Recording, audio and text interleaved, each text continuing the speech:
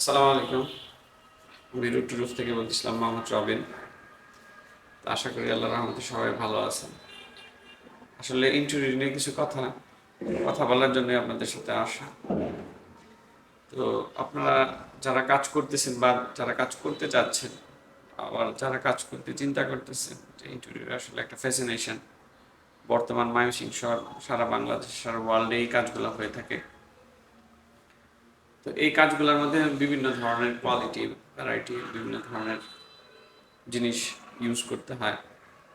তো এর উপর ডিপেন্ড করেই মূলত লাগা ইন্টেরিয়র প্রোডাক্টগুলা আমরা যারা নতুন আছি, ফ্যাসিনেশন যেহেতু, লোকজনের তো এগুলা চেনাও লাগে।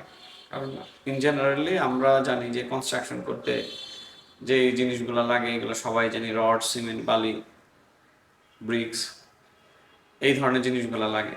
কিন্তু ইন্টেরিয়রের ক্ষেত্রে আমাদের মতন যারা আমরা কাজ করতেছি, তারা, আমাদের সম্মানিত ক্লায়েন্ট যারা আছেন তাদের সাথে কথা বলার পরে আসলে তারা যেটা বুঝায় ক্লায়েন্ট সেটাই বুঝে।